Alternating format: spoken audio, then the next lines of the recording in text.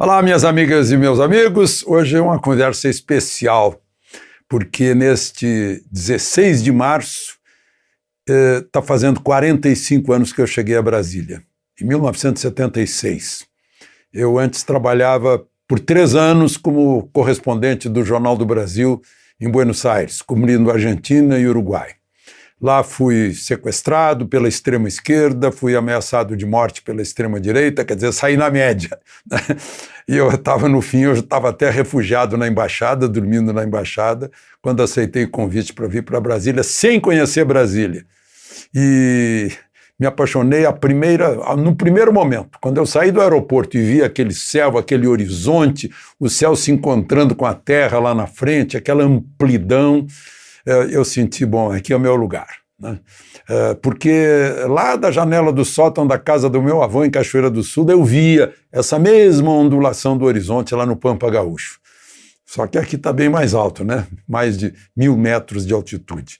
Enfim, 45 anos de Brasília, já vi tudo que aconteceu por aqui, né? Cheguei aqui, o presidente era Geisel, né? Aí vi passar Figueiredo, a morte de Tancredo, Sarney, Collor, Fernando Henrique, Lula, Dilma, né? Itamar Franco, que fez o Real, né? E agora o governo Bolsonaro. Enfim, testemunhei a Assembleia Nacional Constituinte, vi como foi feita a Constituição. É muito bom a gente viver numa cidade como Brasília, que é o centro do país todo, né?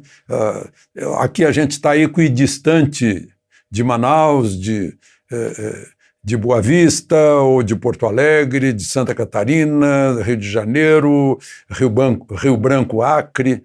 Muito bom, muito bom. Ar puro, né? Espaço, faz bem para a saúde. Bom, gente, então não esqueça de juntar-se a nós, de se inscrever se ainda não estiver inscrito. Já estamos aí com 1.850.000, né? E ao final não esqueça de dar o seu like ou o seu dislike.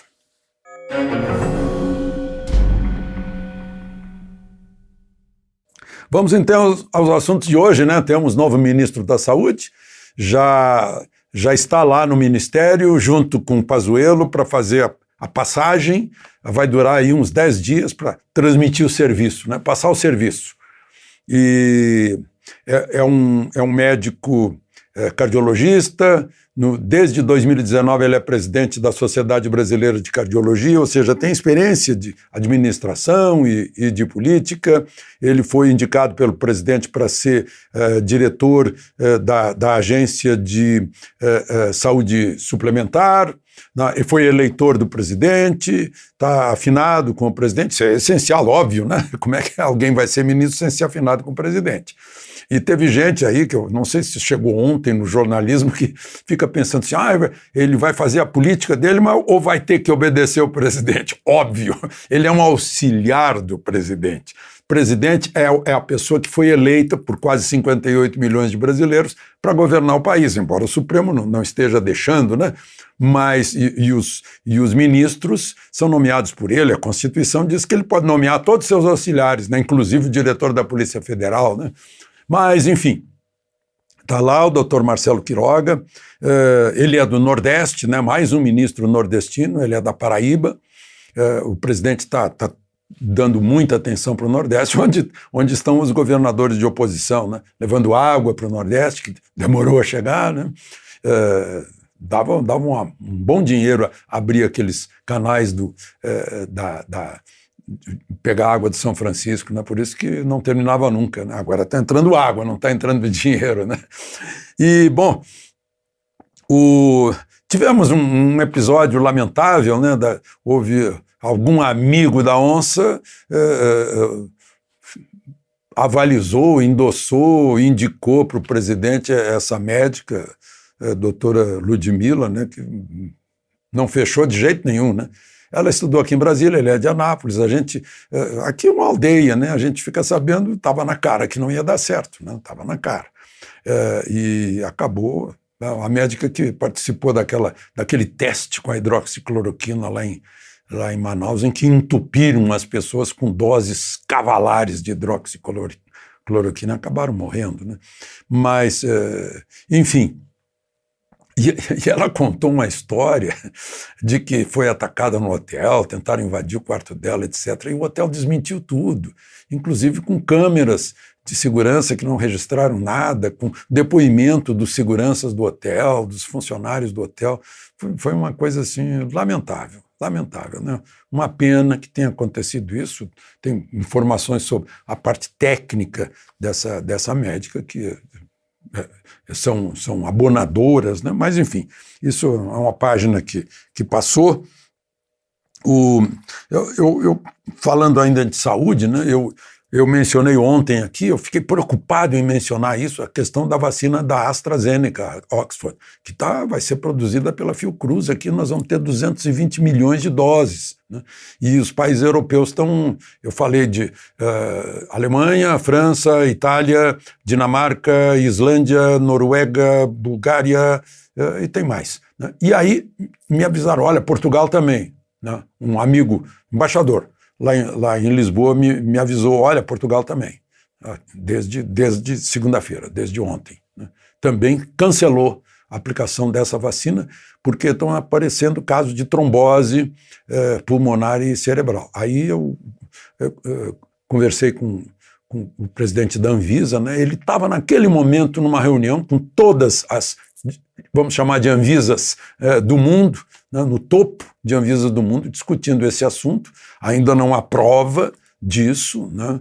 Talvez não tenha nada a ver, mas a Anvisa está tomando cuidado, sim, está atenta, está acompanhando. Claro, a função dela é defender a saúde dos brasileiros, né? Bom, ainda falando de saúde dos brasileiros, né? A discussão, a gente vê cada cena, eu vou voltar a isso, eu vejo todos os dias cenas horrorosas de pessoas na rua, pessoas humildes tentando faturar o seu dinheirinho, e aí vem a fiscalização, a polícia, né? Que está com contra-cheque garantido no fim do mês, e aí não entende que o sujeito está desesperado. Eu vi um baiano dizendo que, olha, o relógio chega às 11 e não pula para 1, vai chegar ao meio-dia, as crianças estão chorando e com fome. É de partir o coração, né? Então, aí eu vi uma frase que alguém disse, olha, lockdown é a solução para quem não sabe o que fazer, né? Então fecha tudo, paralisa, congela, né? O sujeito não consegue. O corpo humano tem essa defesa, quase não é uma defesa, porque a pessoa em pânico fica congelada, não consegue pensar, né? Então parece que é isso, o lockdown é isso, né? E a gente está vendo por toda parte. Por outro lado, né, veja só, isso, eu queria registrar aqui, porque é incrível, eu não consigo acreditar, eu tenho 50 anos de jornalismo, não consigo acreditar quando vejo uma manifestação gigantesca como a de domingo, do Oiapoque ao Chuí, e quem devia informar ficou alheio, omisso. Parece aqueles primeiros dias de diretas já, né? Uma omissão proposital, com medo de dar, meu Deus do céu, estão se afastando do povo, né? Aí fizeram protestos, foram lá para frente da rua do Dória, que está toda isolada, renuncia. Eu vi agora uma manifestação do governador de São Paulo, interessante, parece aquele filme Catch 22, né?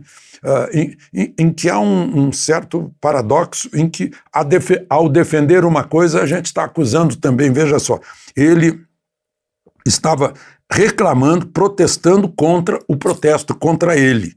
E aí ele disse, é meu direito protestar, portanto, é direito dos outros também protestar, né? Eu não sei como chamaria isso em retórica, né? Mas a pessoa assim se enrola no argumento. Bom, por outro lado, né, a gente está aí com o exemplo de São Lourenço, Minas Gerais, né, 0 UTI, Taquara está dando exemplo para os vizinhos lá no Rio Grande do Sul, unindo Câmara de Vereadores, comunidade médica e prefeita, que é do Partido Socialista Brasileiro, né, fazendo aquilo que é básico, né, tratar a doença a partir dos primeiros sintomas, né. alguém deixar agravar a doença. Aliás, eu queria propor uma coisa, senhores médicos, o que vocês acham, né?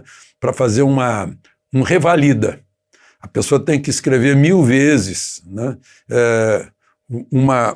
Eu até fiz a frase aqui: não devo deixar uma doença se agravar para tratá-la. Escrever 1000 vezes e ganhar um diploma de revalida, tá? Você continua médico.